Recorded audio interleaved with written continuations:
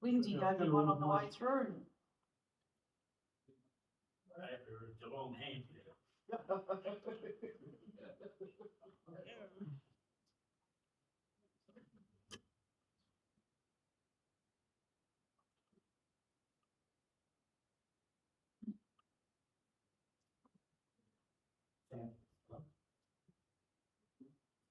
Yeah, let me do a sound test. La la la la la.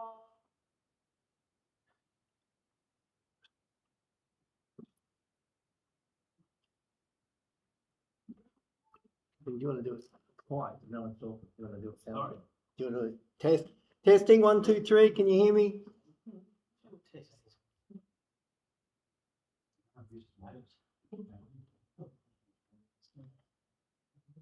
All good?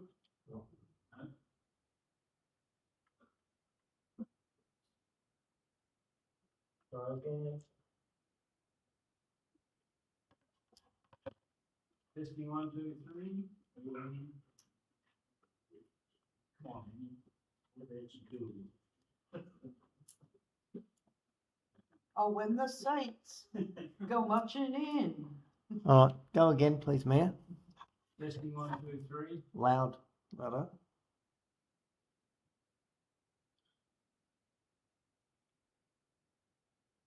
Oh, that's good. Sorry, I don't mean to have my back to you, so I apologise now. Sorry. For forgiveness. Okay, it's 4:50. We'll need to open the meeting, Can you hear? annual general meeting. As hereby given the annual general meeting, the West Coast Council will be held today, 27th of January 2026, commencing at 4:50. In accordance with the local government meeting procedures, regulation 2025, the public is advised that the proceedings of the meeting will be recorded on digital media to assist with preparation of the minutes and ensure that a true and accurate account of the debate and discussion of the meeting is available. Conduct at council meetings. All persons attending council meetings as part of the gallery are to behave in a respectful and considerate manner, not engage in conduct or language that could be perceived as offensive, defamatory, or threatening towards others. Individuals that do not adhere to this direction may be asked to leave the chambers. Councillors are also reminded that their behaviour is governed by the local government meeting procedures regulation 2025, regulation 49, suspension for meetings. West Coast Council acknowledges the traditional custodians of the land in which we gather today and pay respects to elders past, present and emerging. Record of attendance, apologies, and leave of absence. We have no apologies. Council Stringer has approved leave of absence. Sorry, yes. Declarations of interest. Local government meeting procedures.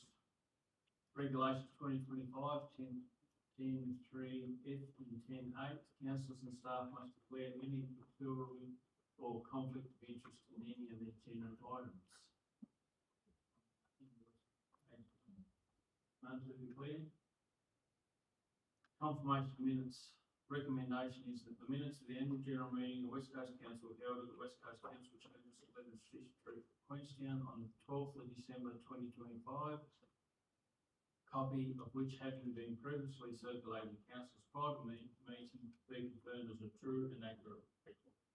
Someone like to move that way, please. I'll move to Councillor Newman, second Councillor Butterfield.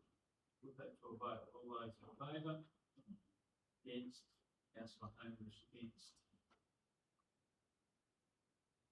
Presentation of the annual report and public submissions.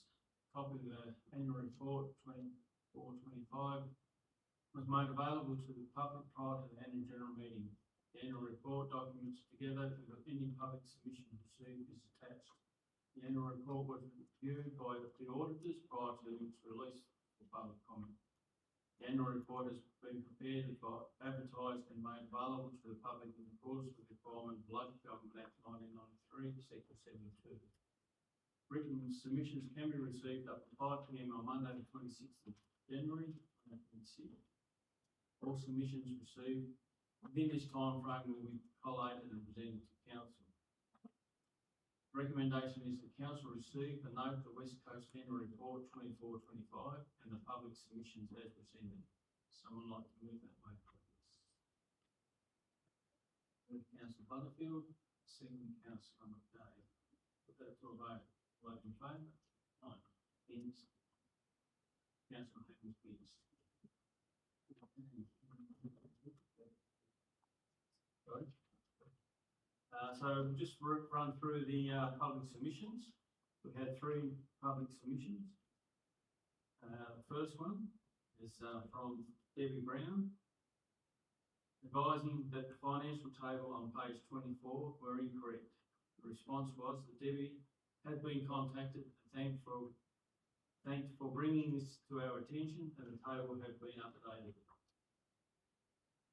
Submission number 2. So it's written in there, is that updated from what's been given to us in the agenda? Has that been actioned? Yeah. So on our agenda, it has been rectified? Through this, when one to rectify yet in the agenda, Yeah. because In the it minutes? came in after. Yep, just to clarify, please. Okay, submission 2 from Mr. Bob Trestrell, seeking clarification on number 1, Western Tasmania Strategic Partnership funding, $5 million funding. So there's a list of 8 there that Mr. Trestrell, which we'll run through. Some of the points raised need further clarification before they can be answered. These will be dealt with individually and be answered where possible. Where a point is not clear, council will seek further information from Mr. Trestrell and more detailed response. The Western Tasmania Strategic Partnership, $5 million funding. So that was from state government for the delivery of critical housing and Rosebery Emergency Services Hub. Mr. Trestrell, have you got any further information that you'd like to ask in regards to that? Yes, if I could, Chair, I'm wondering, is that still valid? Because the government are now not, they're cutting down a lot of their budgets. And because it's not the council that would be running this, it'll be the government, won't it? Yes. And therefore, how does the housing part, what is the housing part of that 5 million?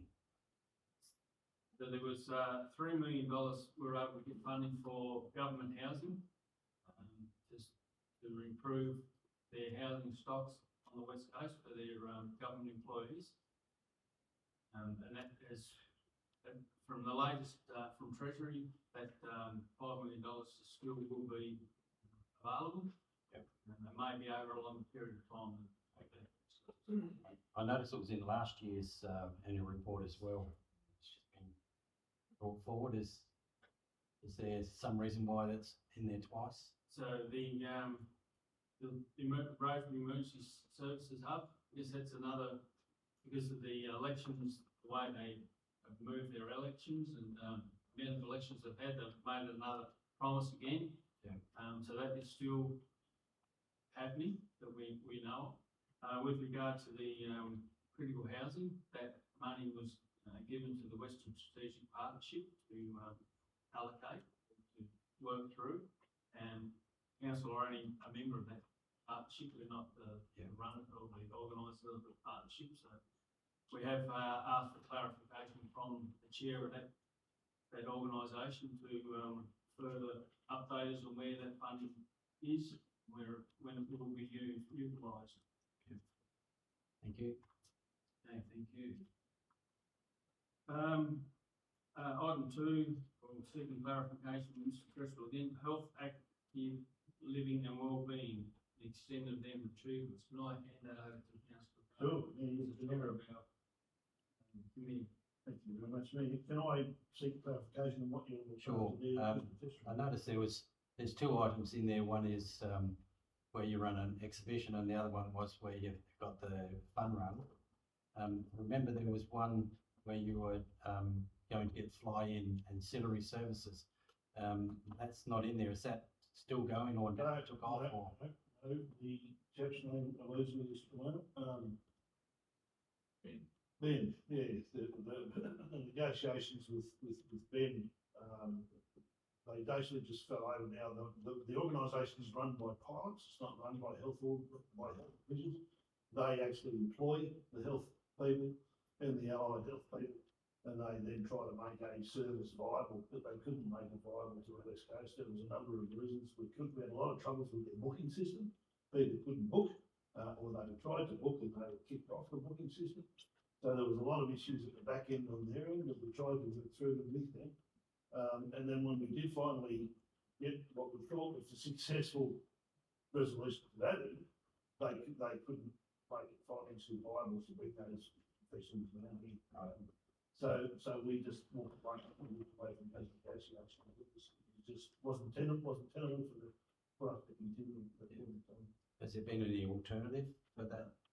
Nothing by road coming in and providing the services? No, there's nothing on the horizon at this point in time to try and emulate or stimulate that. We've obviously still got the Health West services providers working on what they provide. There's over 96 providers to the West Coast, and we've still got a working group that works through what those providers provide, how they provide it, how they're funded, and what mechanisms they are to measure their success. So we're working through trying to, well, I suppose the short and curly of it is during COVID, a lot of those 96 providers an opportunity to simply provide a phone number, and that was the level of their service. But we're trying to tackle a lot deeper into what their funding arrangements are. If you were funded to provide a service on the West Coast, then we want a service provided on the West Coast. So we're still working through those that working group to try and make sure that we are getting the service that we're funded for. That's a work in progress, and will be ongoing indefinitely because those funding arrangements change all the time. Yeah. It's quite antiquated, it's quite messy, and there's funding from, everything from the feds, from the rural doctors, from state government. There's funding from all sorts of funding streams that it's complicated. Yeah, it's very complicated. Thank you. Item 3 is peppercorn leases. Need for review of the policy to collect some of the 127k potential. Council see the support of community groups to be of utmost importance, and will continue to put in place peppercorn leases where it believes it is appropriate. At each lease review, the lease value and conditions are considered by council. Any further comments? Mr. Chairman, I was just thinking about if there's a possibility if you're creating a policy where you could look at these peppercorn leases, and some of them probably not where there's a reasonable amount of income, they could be less than market value rents of some form, so that they're paying something when they're generating a reasonable income, and some of them I think are. So I'm suggesting maybe you have a policy where you've got two options when you look at them all. The ones that obviously there's some that never be able to pay it, but there's some that are generating reasonable income, and I believe the council should be trying to grab some of it. Thank you. Item 4 is section 137 trust fund movement of 1.1 million. This relates to funds obtained from the sale of properties to recover unpaid rates in excess of 3 years as per legislation. If after 3 years these funds have not been claimed, then the funds become council's. Yeah, in relation to that, I gather those funds moved into the general account, did they? That 1.1 million, yeah. So if you didn't have that 1.1 million, your loss would probably be 1.6 million, and it's not something you get every year. It's a one-off. Treated Mr. Mayor, circumstances, yes, but you can't take that in isolation, because if the revenue had been captured moving forward, it's a one-off hit. I do take your point in relation to there's got to be greater diligence in relation to recovering the rate revenue that's required. Yeah, I was looking at it from the reflection of what is the extent of the loss, basically. Yeah. you. 5, run of losses, plan to stop the run of inflation. So the run of deficits can be attributed to several things. During COVID, council made the decision to freeze rates so as to minimise the burden to ratepayers. Whilst council made the decision to freeze these important income streams, it continued to operate at the same levels with natural increases to the costs.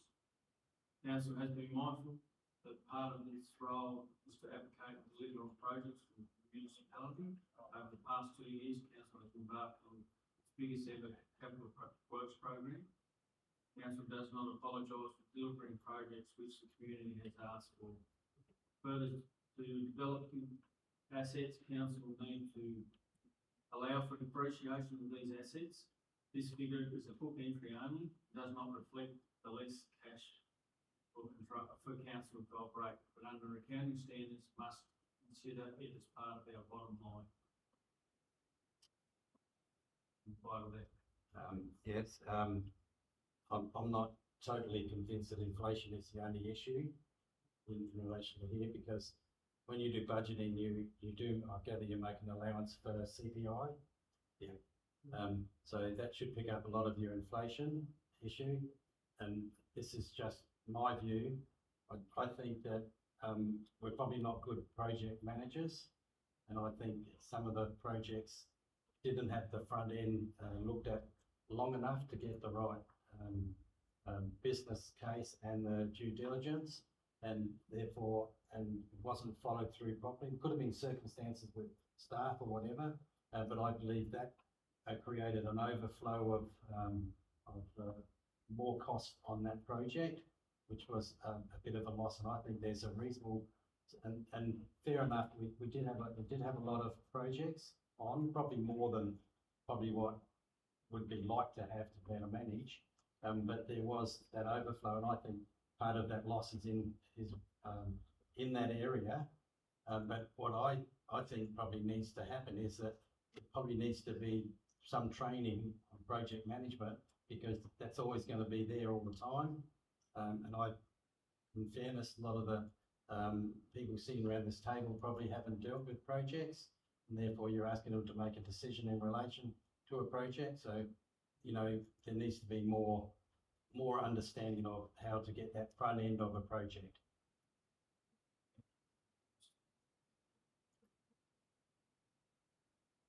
Ten-year plan. So it is assumed from this point that this refers to the 10-year financial plan.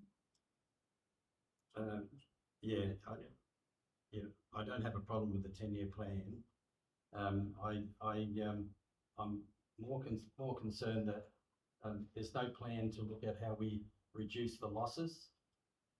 It's like we're just popping along with the losses, and there's no strategy that I've seen anyway. You might have one, I don't know. There's no strategy to say, okay, our target is to bingo, get it down, get rid of these losses, or else we're just going to keep going loss after year after year. And when I read the annual report, I don't see anything that gives me that feeling. You might better elaborate and tell me if there is something. So our 10-year financial plan, the council and the audit panel are looking at and needs to develop a 10-year financial plan, which will is high on our priority list, and we'll be aiming to have one in place by the end of the 25-26 years. So yes, that has been highlighted by the audit panel, that we need to get on top of that 10-year financial plan. Thank you. Number 7 is the waterfront income expenses not detailed. It's not a requirement to include detailed financial information on every project in the annual report. Council often provides detail regarding projects in its quarterly financial reports. One area needed for improvement in these reports will be greater reporting around council projects with more in-depth financial analysis and commentary. We're more looking at is the council still going? What's the situation with the waterfront? Are you giving it back, or are you keeping it? Or can't you answer that? Through Mr. Mayor. Current advice from Tasmania is they're interested in that conversation, but they want us to finish the project first. Right. So there's a recommendation, council item agenda, for tonight, consider it. So all the income that's come from, say, rentals and slipway and all that, where does that go? Through Mr Mayor, into consolidated revenue, it's a revenue stream underneath that. Right, so It comes to council. yeah, so you don't show any separate identity like you do for dogs and that sort of thing. Number 8, external auditor declaration. It's not included with accounts and states in accounts referencing to the past years instead of current EG 23-24. The annual report was reviewed by the Tasmanian Audit Office. No mention was made of the requirement to add the external audit declaration. We're happy to include the declaration in the final annual report. The audited financial reports were reported at the December council meeting. I thought that was a Corporation Act requirement, Or that you have to, the auditor must put his, a statement with the accounts, signed declaration. Yeah. So what happens as part of the process is we have to give the annual, after they've done all the financial statements, we have to provide them with the annual report, because I want to make sure any numbers we reference match what we in financials. And they check for all that sort of stuff, and they need to come back, but that's an easy one, we can put that in, so the finished document will also include that statement. Thank you. Okay, submission 3 was with Scott Newitt. Number 1, cannot locate cost incomings and outgoings of works undertaken at the Strong Court.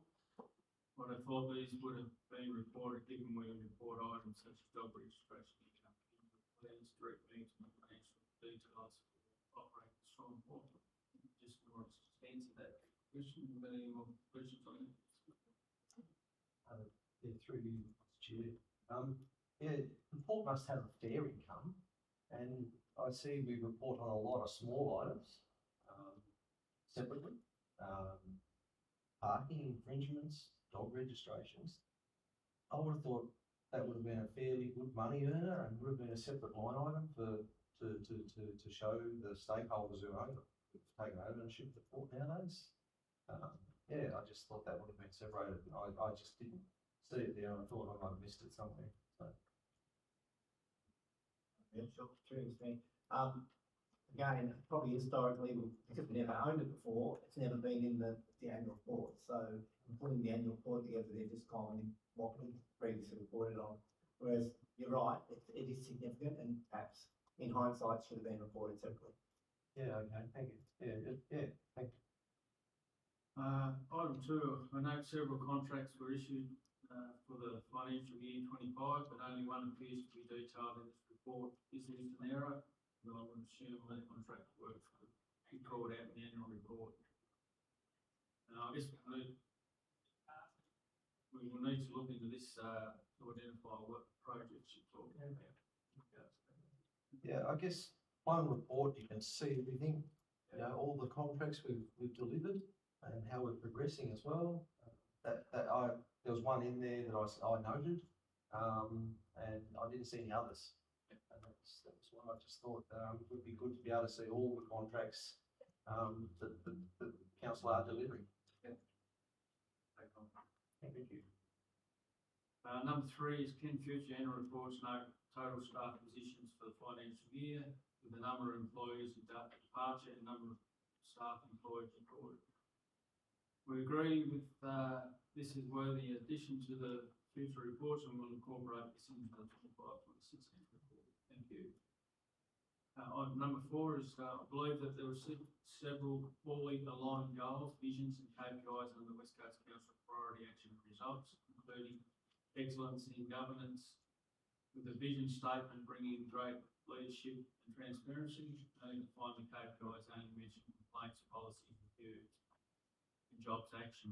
No KPIs relating to great leadership or transparency, and council amend future KPIs to truly reflect the respective goals. Fully agree that there is needs to be better alignment in this space. And again, we will look to incorporate that into the 5.6. Thank you.